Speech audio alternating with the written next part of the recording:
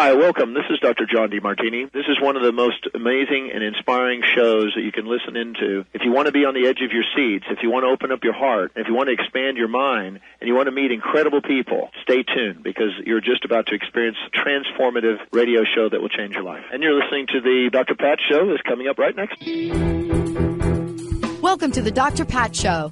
Talk radio to thrive by. Powerful, inspiring, and coming to you live, bringing you stories of people like you and me, busting through and living life full out. Get ready to dare to wonder what your life would be like if you knew you could not fail.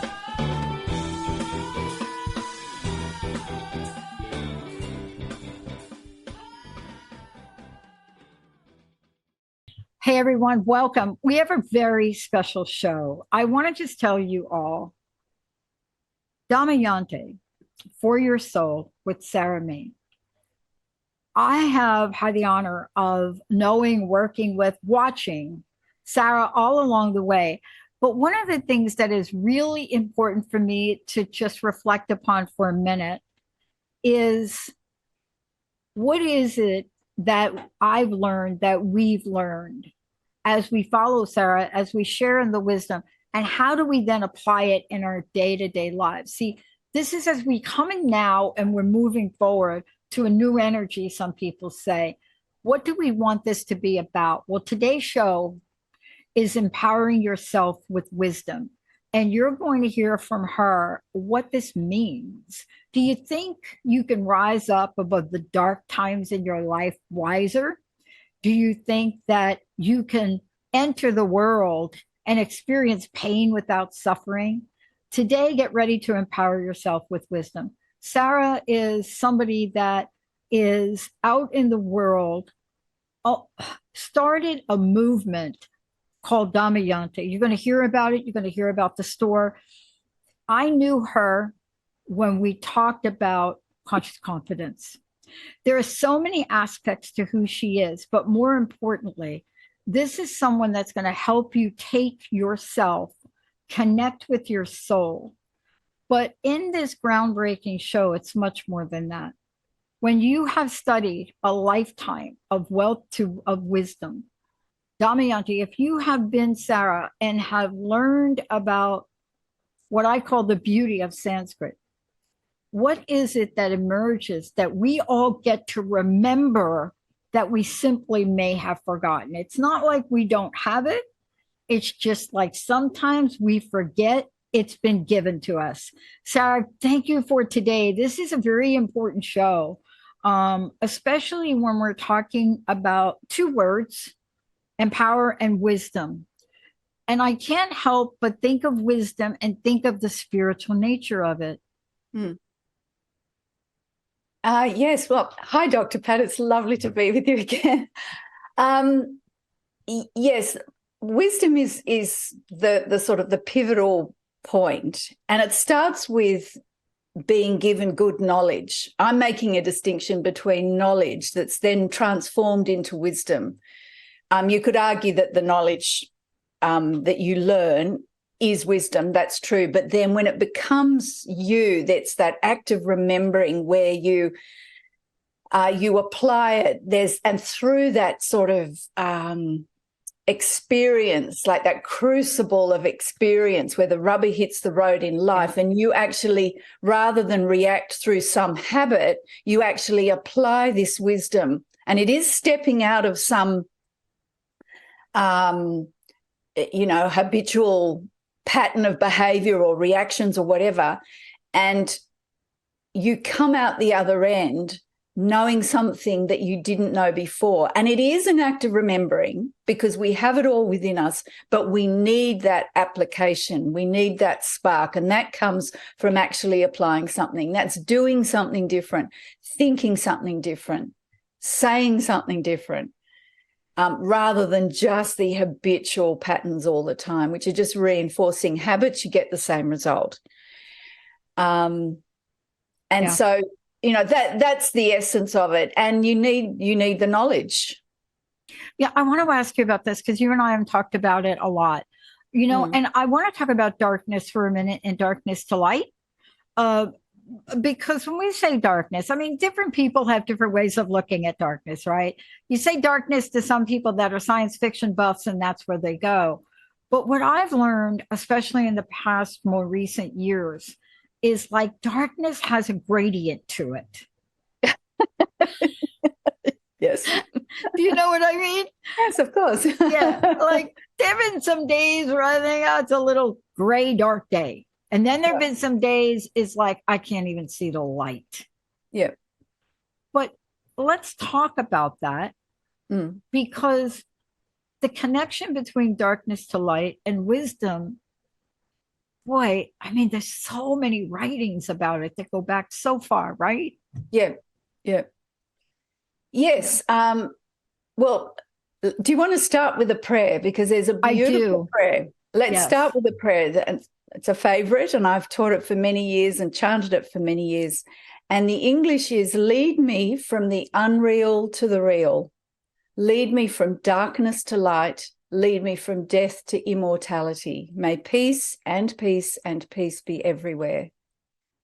And that triple peace means peace in the heavens, peace in the heart, on earth, peace in the mind, peace in the heart, peace on earth. It's peace everywhere. That's why it's addressing the three worlds. Talk about peace for a minute. You and I have done so many shows talking about peace, talking about empowerment, talking about wisdom. But I want to talk about peace for a minute because it is such a powerful word in Sanskrit and other places. I mean, it stands out. It's symbolic. Yes. Right? It's such a powerful word, and yet so many people think it is unattainable. Oh, no, it's here now. Just take a deep breath and stop. Because in Sanskrit, the word for peace in Sanskrit is shanti. And that comes from a root sham, and it just means a cessation of activity. The peace is here all the time. You just need to stop. And, you know, of course, you can go deeper into peace, and that can broaden out. It's here now. But you just need to avail yourself of it. You see, that's an example of just having some knowledge that's accurate. Yeah. You know, my necklace says Satya on it. It means truth, and you just need some true knowledge. And the mark of true knowledge, which is wisdom, is it's very simple, very immediate, and it has that sense of a sort of recognition, a remembering of the simplicity and truth and immediacy of this. We needn't be lost. There is a way through this, and it's here now. So Shanti, I'll give you the prayer anyway. Yes. So lead me from the unreal to the real, lead me from darkness to light, lead me from death to immortality. May peace and peace and peace be everywhere. Simple. All right? Om asato ma sadgamaya tamaso ma jyotir gamaya mrityor ma amritam gamaya. Om shanti, shanti, shanti. There's something so beautiful and so powerful. And I have heard you do this many times, but every time it hits a part of my heart in ways that are so many, many lives, many, many generations, many, many cultures, many, many things. You know, so what we're talking about in wisdom, we're talking about peace and empower. These transcend things. Yes. I made a statement one time to a professor, paraphrasing something like, wisdom transcends ego. And that turned into a big debate, right? Because I couldn't explain what I meant back then, right? We were not having a conversation like we're having now. But what I love about this is that there's a common, there's a collective. You know, there's just something about what you and I are talking about. And yet people want to know, Sarah, how do I go from darkness to light? How do I find that thing that's within me that I have forgotten? How do I use that wisdom that has been so embedded that I know innately it's there, and yet I don't know how to tap into it? Look, these are the crucial questions. And number one, you actually have to learn some knowledge. You actually need to learn something that's of value. And to that, you go to the wisdom traditions. Let's take the concept of resilience, because that's, people are talking about resilience all the time, right? And they just use the word, and they have probably some loose understanding of what that means. They haven't probably stopped to actually find out what that word means. Now, that is not necessarily an academic exercise. That is getting some actual knowledge and proper knowledge, rather than just a few things that you just pick up here and there. So take, for example, the English definition of resilience is to recover quickly, to bounce back. Think of elasticity, something being stretched and then springing back again. That's the English dictionary definition. Even that is helpful. Then you take Sanskrit. One of the words for resilience is abhyasa, which means to practice. And what that means is to return again and again to the discipline, especially a spiritual discipline. So to return again and again means you have to keep bouncing back, because you're going to meet challenge. You're going to meet things that are difficult, and you spring back again and again and return. Now, if you think of the activity and the discipline of life, of living well, of living from your best self, that takes resilience to bounce back again and again. So you see already just some simple information like that. We can call it information, but it transcends just mere intellectual information, like, to get to the shops, you need to turn right, then turn left. This is deeper. There's experience with that. There's energy with that. And you think, okay, so you've got that, and then go about living your life. Do something difficult. Do something new. Step out of your comfort zone. Life's going to chuck a whole lot of stuff at you that's difficult anyway, and out of the ballpark, or as sort of out of the box. But then, you're in there and you're feeling overwhelmed or like, I can't cope. And then you think of this knowledge, resilience. I need resilience. I can do this. Spring back, bounce back, return again and again. Don't give up. All these things. Okay, so you've got the concept. Then how do you do that at the point of the rubber meeting the road? Well, that's where you need a connection with yourself. You have the wisdom, the connection with yourself, and you think, I can do this. I have what I need within myself. All right. And you will attract those around you that can support that. And then it's a case of practice, coming back again and again, and you suddenly find you do have the strength. Yeah. But it's needing some good knowledge, some good wisdom, and then applying it like that. Yeah. I want to take a short break, because when we come back, we're having a conversation about resilience. And when I think about it, it's got a capital R for me. Yeah. And, I grew up in a family with a mom, my second mom, that I didn't know till later what resilience looked like in real life. Yeah. Like, the word, but then you watch people, your role models, the people that influence you, they don't seem to go down. And if they do go down, they go down with the fight. And you may say, and I'm using language that the world is using now. This is the kind of language. But yet there's a rising up factor. That rising up factor is part of what you're talking about. And when we come back, I want to talk about the relationship between resilience and wisdom. Yeah. Because it's, in my opinion, it's a really extreme one if we understand the connection. And that's what I'm excited to hear you talk about. Yep. Let's take a short break, everybody. We'll be right back.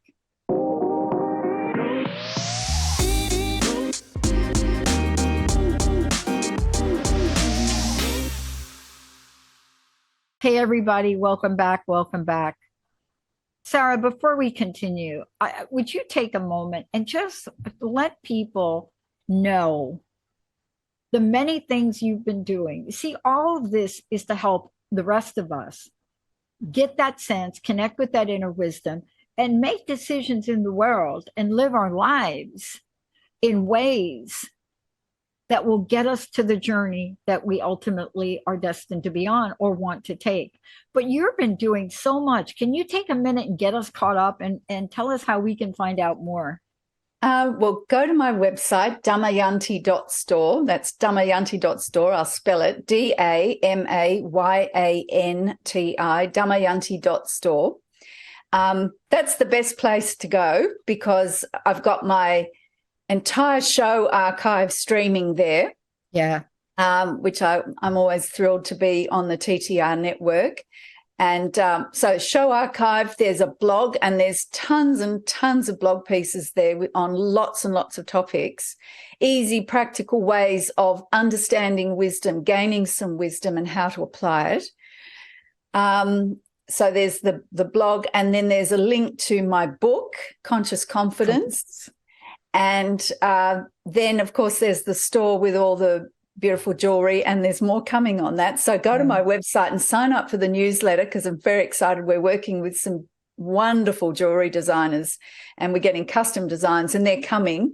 So go to my website, sign up for the newsletter, and then you'll get direct contact and communication about exciting developments with Damayanti. So that's the best places. And I'm also on Facebook and Instagram. Well, thank you for that. And the reason I want people to know this is I wear a piece of your jewelry every day. There's not a day that I don't wear this piece. And it's a reminder for me because I'm like everybody else, Sarah. I can forget. I forget. Yeah. And I wanted to talk about this because I do believe, and during the break, I was talking a little bit about my mom. I do believe that there is a connection between resilience and wisdom. And yet, I don't think everybody is aware of that, nor when we say the word wisdom, somehow we have come to believe that wisdom are for the people that are sitting up on the mountain and the rest of us, we're just down here just struggling away. But there is a connection. It's almost like there's a dynamic play ongoing all the time. Can you explain it from your perspective? That is a very good way of describing it, this dynamic play. But it starts, you need to have some knowledge. So that's where the wisdom starts, that connection to proper knowledge. Like I was giving you just simple dictionary definitions of resilience. Actually find out what something means. Ask, what does that mean?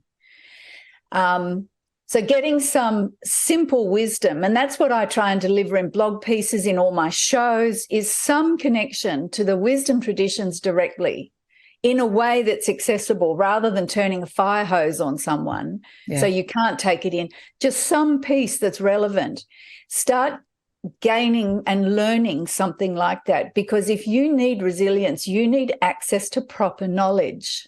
Actual knowledge, not just something you've read on the back of a cereal packet or some motivational thing that might help you in that moment. You need some knowledge, and knowledge connects you with yourself because you have all the knowledge within you, but you need that connection to it. It's not available unless you've actually learnt it, as it were. The learning is actually an act of remembering. It awakens what's there. When I was teaching, that was the way we approached teaching, even if you were teaching a kid to read. The knowledge of how to read was there, but you were unlocking that. You were awakening it, so it was an act of remembering. Yeah. So you need the knowledge. So, even just going to a dictionary, if you're struggling, go to a dictionary. I've got the advantage of having some connection to Sanskrit, which is the best. That's what I try and present in a way so people don't have to spend 10 years studying Sanskrit. But get the knowledge, and then you need to apply it. And the advice is always apply when it's easy. Don't wait until you've got your back up against the wall, or and the slings and arrows of life are firing at you. Start when it's easy. So go back to resilience in Sanskrit means to practice, which means returning again and again and again. That takes resilience to bounce back. And especially spiritual discipline. So if you take just normal life, when you aren't particularly challenged, like a regular day where there's no particular challenge, start practicing then. That's like training for a marathon. Yeah. Before you get to the race, hello, you're not going to step onto the track and start straight away without months of preparation. So see life, see the good times as opportunities, blessed opportunities for some practice to gain some inner strength, gain that inner connection, find what works for you so that when you need it, it's accessible, it's awakened within you, and you have some strength and access to it. Resilience is a good one. You know, when you just think, God, I can't do this anymore. You think, yes, I can. And you have to be disciplined about that. Sometimes it's easier, but sometimes it's damn hard. And you've got to actually, you've just got to plug away. And it feels like fake it till you make it. You know, Hamlet said, assume a virtue though you have it not. Sometimes it just feels like that until there's some traction and you get some momentum up and the energy turns around. But you've got to be used to doing that, hence the practice. And you need to, it's wonderful and rewarding. I'm making it sound like it's hard and dry. It isn't. But these are the facts of the matter, and you have to develop that inner strength. You know why they're rewarding? You know why they're rewarding? Let's talk about this for a minute, because this goes back to empowerment and wisdom. See, This is what I love about this. I always love having these conversations with you because I'm reflecting on two more recent things. And how does it work? Let's use a couple of examples. First of all, I want to be very clear and reflect, because this is all integrated, darkness and light. If we say, what is your darkness? What is your light? I bet everyone out there, including Emily, would be able to point to this. You know, even if you think you're not aware, you're not self-aware, you can point to it. Look, darkness, you may have somebody that you absolutely dread ever becoming the mayor of your city, right? And dreading is one thing, but turning that into something other than that, moving beyond worry into hate, let's just say it. Yeah. But hate's a dark energy. I don't know, like anytime you ever get me, it's dark. But then light, you know, jealousy is another one. You talk about fear better than anybody that I've ever heard talk about it. You did that in the book, Conscious Confidence. Thank you. We forget that there are some cool things that reflect light. Isn't it interesting if we could flip that switch for a minute? Because this is a point of empowerment for me. Yeah. If you can know that it might be as easy as flipping on a light switch to go from dark to light, would you do it? Well, exactly. And that comes back to the practice. You need to actually get a taste for the light. You need to prefer the light. And if you're used to dwelling in the sort of lower energy, we call it darkness because it is a lower energy, lower frequency, you can just get used to that. That's the norm to you. That needn't be the case. And eventually you need to work at it so that you have a taste for the light, that being going towards the light is the norm for you because you prefer it, you feel better, you're more empowered, you're able to do things, you can see it's transformative, it's great, you enjoy life more, you're happier, you're healthier, all of those things.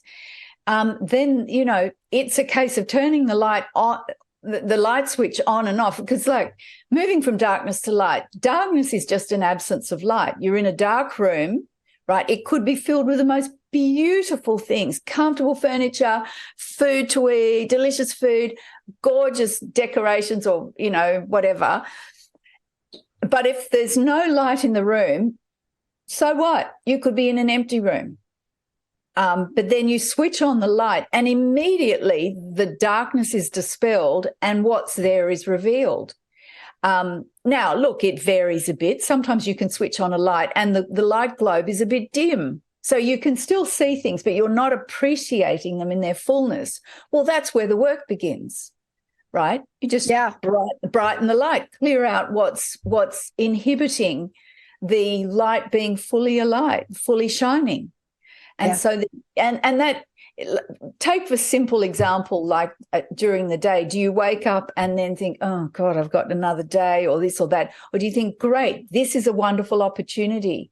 There are all these blessings. I'm blessed to be here for another day. You know, find some opportunity for appreciation and gratitude can immediately switch the light on and get that to be a habit.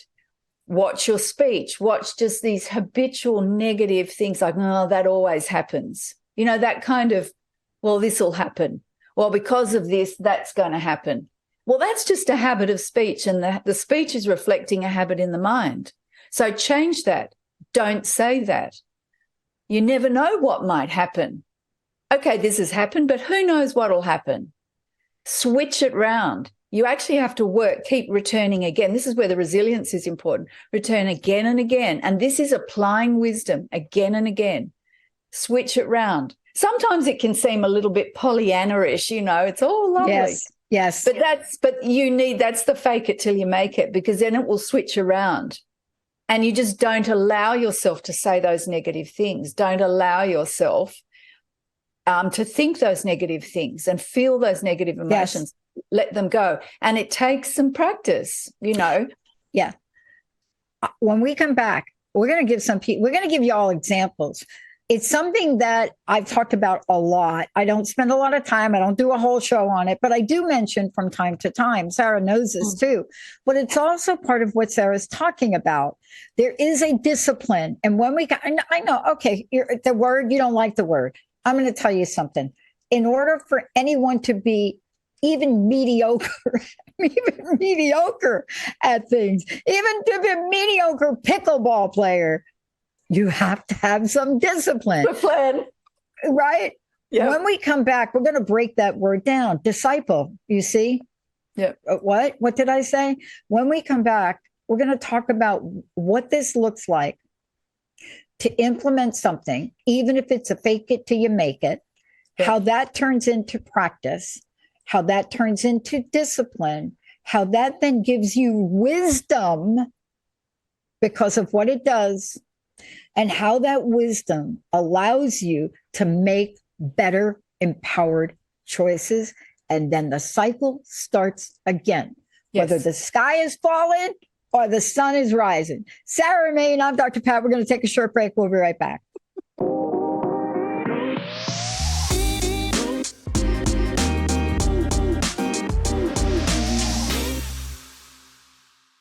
Okay, this is the show. But what is the relationship to everything? So let me just recap real quick, Sarah. So we're talking about empower. We're talking about wisdom. We're talking about light. We're talking about dark. We're also talking about resilience. Now, resilience, some people may say the bridge between complacency or inability to think you can do anything is called perseverance. Yeah. It's the B12 shot. My mom used to say that.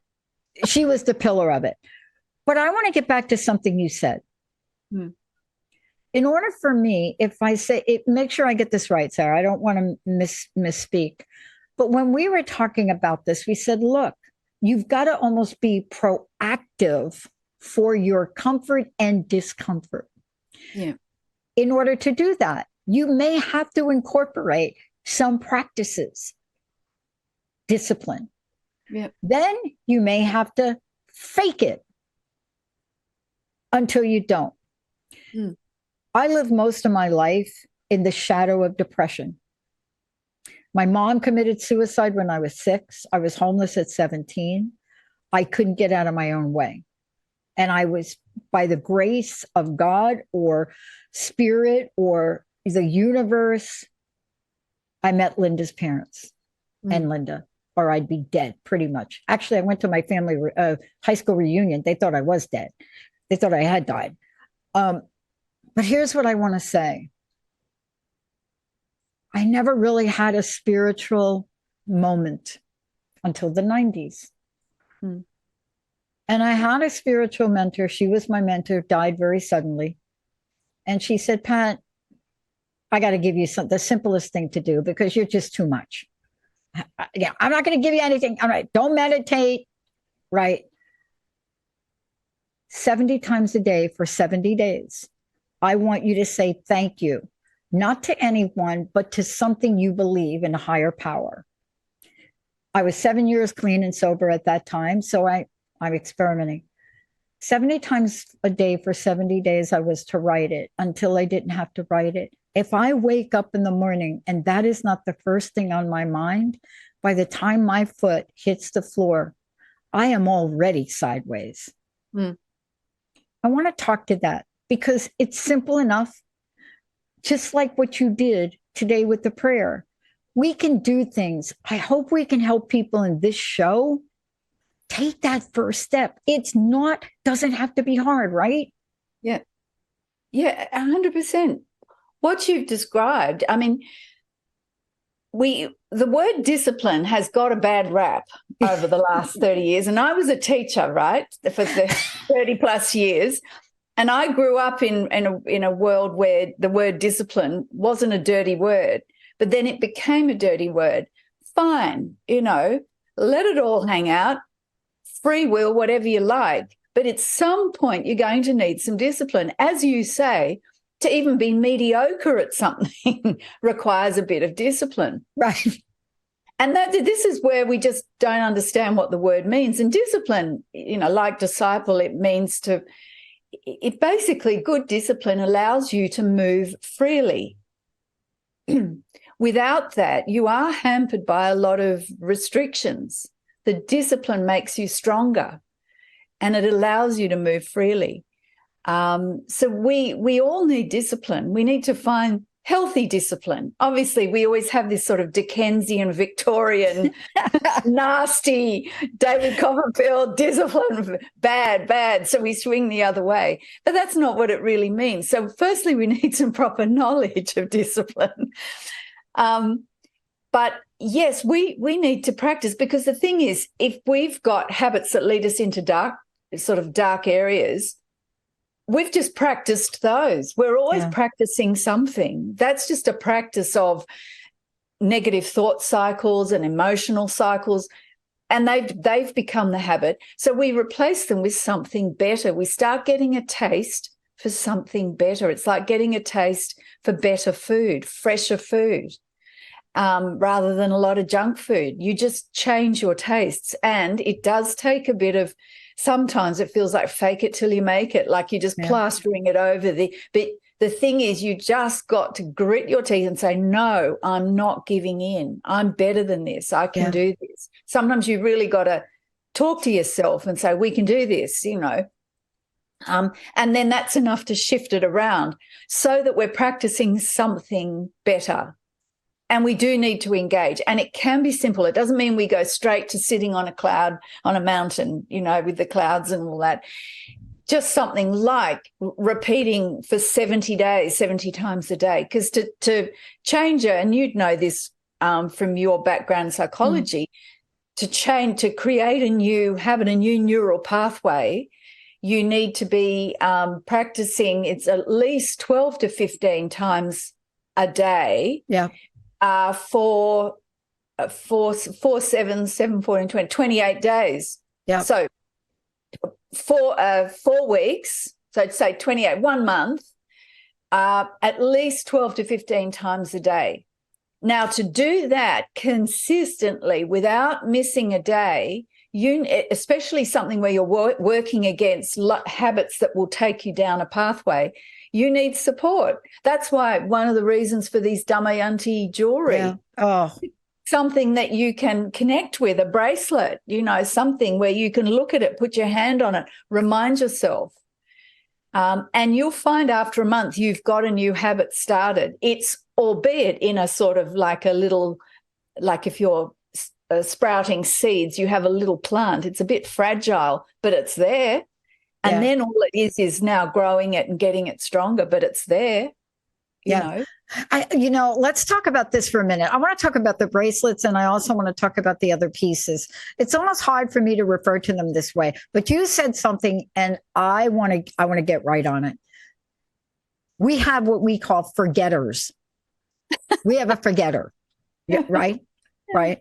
I mean, I'm not just talking about, I forgot my keys. No, we have forgetters. One of the things we forget is absolutely how powerful we were made to be. Absolutely. Now, the bracelets are extremely energy filled. And I play a sport that I use my arm a lot. I never take the bracelet off, right? It's fascinating. It's not superstitious. But there is a remembering that happens when I have something like that to remind me, Sarah, look, I grew up in a family, my aunt and uncle, until they did leave the Catholic Church. I mean, my Uncle Ralph was like, okay, we're not doing that anymore. But until then, and even after that, they had their own symbols everywhere. Yeah. Whether it was my uncle and the crucifixion or the Mother Mary, Mary was big in their house, and a couple of other saints floating around, whatever that is. And I said to my uncle once, I said, it's amazing energy in here. And he joked.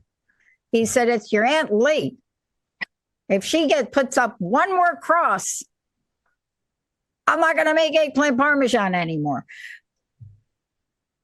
But all we're saying is that we have to remind ourselves, because resilience takes work, Sarah. Let's talk about that. Yeah, that four-letter dirty word that starts with a W and ends in irk. You notice I didn't say hard work, right? No. Well, look, actually, my main spiritual teacher, he used to say, you can work with joy or you can work with pain. He said, you'll end up getting the result you want, but it's the method through which you work. And he said, and it's entirely up to you which track you take. You can work with pain or you can work with joy. You'll get the same result in the end. But it's the journey. And I have to remember that, because I needed to hear that. And I that is something I don't always remember, because I'm, my tendency would be to be a workaholic, and that's working through pain. And to just kind of lighten up, lift my head up, have a good laugh, go for a walk. It's counterintuitive for me not to work, right? Or to find a simpler, easier way. And when I do, I get the same results. And I think, and it's really interesting, because part of me, it's like, isn't convinced that the result is valid, because it hasn't come through the pathway that I'm used to, which is hard work, right? If it just comes easily, part of me anyway, can just invalidate that, and I'm learning to let that go, release that, because that is just more bondage. Gosh, you and me, we must be at the same place. Well, I think women in particular, it's a bit more, because I can see my husband, he gets the same result, and he's kind of done this and done that, and then he puts his attention on it and he goes really fast, and then he's off doing things he enjoys again, and he does get the same result. And I think, how did you do that? I've been working this and that. I love that we're talking about this. I want to ask you a question, and I think I'm going to skip this break. I want to ask you this question. We don't really know that we go through our day, and every day we get wiser, and every day we get more resilient. And the reason I can say that is I can't talk about what people did 2,000 years ago, but I can talk about the average day for the average person. I am in New Jersey, and getting on the road is a challenge for me here. Not because of drivers, very good drivers here. So many roads, so many cars, so many strip malls. People, it's a different place. People do things here all the time. Back where I live in the Pacific Northwest, you're in bed at 8 and 9 o'clock, unless you are a nighttime person. So it's a different feeling. But I want us to talk about the fact that we are already doing this. We just may not be doing it to get us from where we are to where we want to go, but we are doing it at strange levels. The minute you decide your child needs to eat some food, what do? Well, you make the food. Well, can you talk to this, it's not like we have to reinvent ourselves, right? No. Well, it's a kind of yes, we do and no, we don't sort of situation, because at the ordinary level of, say, the needs of, say, the children need feeding, or the laundry needs washing, or the dishes. If we've been brought up with reasonable habits and good education in that way, we will attend to them. Sometimes we feel more inclined than others. But in terms of really moving from darkness to light, there needs to be a point to that. We do need to wake up. And in a sense, excuse me, in a sense, we are reinventing ourselves. But what we're really doing is letting go of any self-image we had or we have of ourselves being a sort of a limited person who can't do this, or whatever our background is, or some sort of narrative that holds us in a limited form. We have to have had some sort of connection that we are far greater than we ever thought ourselves to be. Yeah. And that takes a sort of a wake-up call. It can be through a life event, through illness, or we just go, or I'm sick of this. I don't want to do this anymore. There's something that switches on that light, and we get a sense for a moment that there is something greater. Now, sure, the light seems to dim again. That's just because of the habits reasserting themselves. It doesn't invalidate that realization, that wake up. But in order to keep the light on, then the practice begins. So there is, and this is a whole chapter in my book, this is these 7 gateways, these 7 steps that are laid out in the wisdom traditions, where it starts with that impulse, and it can be something you hear, someone you meet, something you see.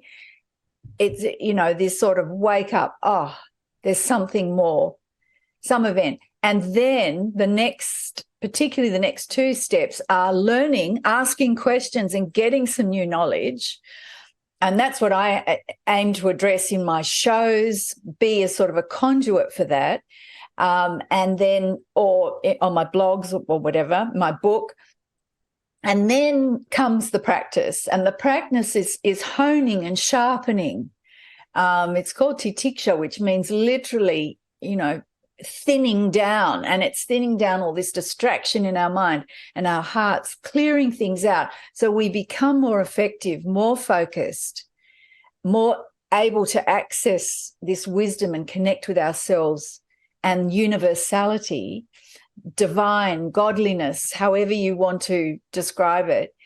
And then there is a point where we sort of reach a more steady platform, and it's not so much falling back again and again and again. Like if you're, training in table tennis, you practice for years, and there's a certain point where your entry level now is completely different from a beginner, and you don't fall back to that beginner. Even if you don't play for 6 months, your entry level is different.